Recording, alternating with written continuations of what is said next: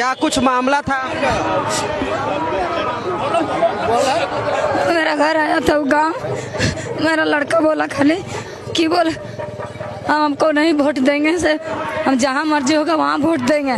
उसके बाद में मेरा लड़का घर से थोड़े 10 कदम आगे आया, बस मंडप के तरफ इसका खींच के पुलिस पहले उसका हाथ छुआ है। उसके बाद में जितना लोग उसका पास में था वो 10 लोग आया और इन लोग के खींच के पूरा देखिए पहले क्या किया है इसको। सर यही शर्ट पहना हुआ है? हाँ यही शर्ट पहना था, रही गंजी। गंजी भी दिखाइए। कहाँ के रहने वाले हैं? जो जो विधायक जो उम्मीदवार है उनके तरफ से ऐसा किया गया? हाँ आपके साथ भी वैसा कुछ किया गया? जानकारी हम लोग का खाली पूछा था वहाँ की वोट देना है तो अमित यादव के हम लिए आपको अमित यादव को कोई हमको खिलाया नहीं है, जो अमित यादव हम लोग खरीद नहीं लिया, हमको मर्जी जहाँ होगा वहाँ वोट देंगे।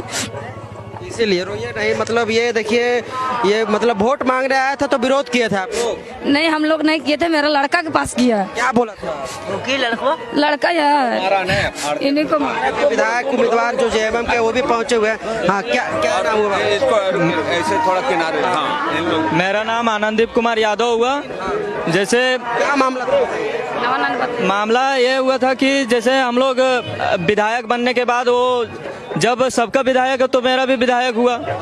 जब मेरा कुछ कार्य करने के फंस गया था उस समय मैंने कॉल किया था अमित यादव को, उस समय मेरा साथ नहीं दिए, नहीं तो आज मैं सर्विस में होता। आप क्या बोले थे कि मतलब मार दिया गया? बस हम लोग मतलब ग्रुप में सब गांव के लोग इकट्ठा हुआ था और मीटिंग बनाया था कि अमित यादव जी आएंगे तो उससे हम केवल बातचीत करेंगे। 5 साल में एक बार आए हैं तो हम लोग को मतलब क्या देखें हैं, मतलब किस तरह से हम लोग को सेटल करेंगे। मतलब 5 साल के बाद एक बार आते हैं केवल वोट मांगने, तो हम लोग को क्या सेटल करेंगे। हम लोग के पास सभी के पास डिप्लोमा ITI डिग्री है, पावर प्लांट में सब जगह खाली है, लेकिन जोगियाटिल के एक भी स्टूडेंट सेटल नहीं है। तो हम लोग यही बात करें, हम लोग अमित यादव से बात यही कर रहे थे कि 5 मिनट भैया हम लोग को टाइम दीजिए, 5 मिनट हम लोग को समझा दीजिए मतलब क्या क्या कारण है, उसके बाद चल जाइएगा। हम लोग को नहीं समझाया तो फिर गांव वाले पीछे से अमित यादव कुछ विपरीत नारा लगाया तो हम लोग उसमें शामिल थे। हम लोग नहीं बोलते, हम लोग शामिल थे उसमें, विरोध कर रहे थे। हाँ।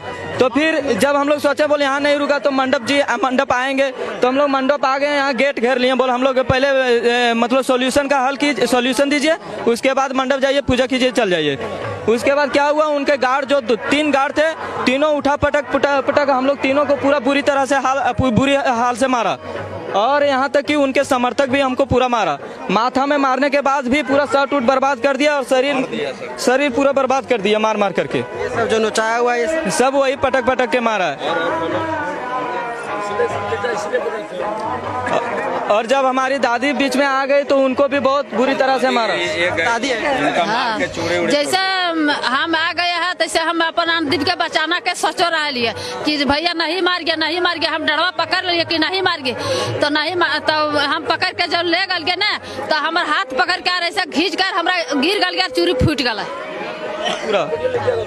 इधर भी मारा है, इधर भी मारा है और पूरा इधर गर्दन में पूरा। इधर देखो, ये आपको आपके साथ हाँ, इसका जैसे बचवा ले लिया कल भैया हाथ जोड़िए, माफी मांगो, जे हतो से कसूर हतो बाल बच्चा का तोहरो छोड़ दे ना छोड़ल का तो लास्ट में हमारे चुरगिया ऐसे हाथा कटकटा पकड़ कर धुन दल का तो हम गिर गए भैया।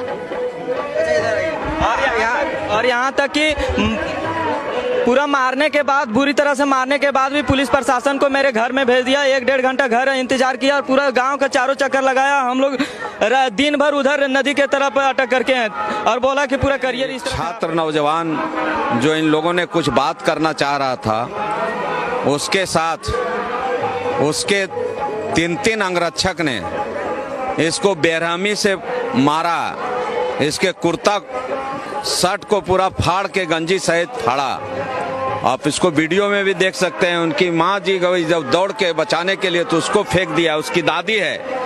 आप सुनिए कि इन्होंने ऐसा मारा और पकड़ करके झकझोर के पूरा इनका चूड़ी फेंका गई।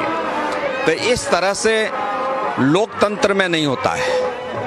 वो दादागिरी करके, गुंडागर्दी करके, गुंडे के बल पर वो चुनाव जीतना चाहते हैं और देख रहे हैं कि जनता मेरे पक्ष में नहीं है। तो वो मारपीट पर अब उतर गए हैं और इस तरह का उनकी घटनाएं हो रही है। ज्ञात हो कि पिछले बार भी, पिछले लोकसभा विधानसभा चुनाव में भी उन्होंने पहाड़पुर में अपने गुंडे के द्वारा उस समय भी लोगों को कुछ मारने और पीटने का काम किए थे। अब तो गांव में घुस के, ये जयनगर थाना के जोगिया टीला का गांव का है और इस तरह का हुआ है। हमने थाना प्रभारी को, जो मुझे सूचना मिली है, आज हमारे यहाँ माननीय श्रीमती कल्पना सोरेन जी का कार्यक्रम था, नहीं तो हम लोग बहुत पहले आते। जैसे जानकारी मिला कि मारपीट किया जा रहा है और ये लोग रैली में भी जा रहे थे, आज बरकट्ठा के कार्यक्रम में इन लोग जा रहे थे, उसको स्वयं रास्ते में कई जगह कई कार्यकर्ताओं को अमित यादव ने स्वयं रोका है। पचपेड़ी में एक आदमी के साथ गाली गलौज किया कि तुम लोग साले कहाँ जा रहे हो रैली में, और यहाँ पर देखिए इस तरह से मारपीट किया है। उसकी माँ को और दादी तक को नहीं छोड़ा। निश्चित तौर पर इसका फैसला इस बार जनता करेगी। वो उसका जनादेश खिसक गया है। उसको लोग, जो उन्होंने 5 वर्षों में किया है क्षेत्र की उपेक्षा और क्षेत्र में जो कोई काम विकास का नहीं किया है, किन्हीं के साथ कोई बात नहीं किया है, तो इन लोग को पूछने का लोकतंत्र में हक और अधिकार है।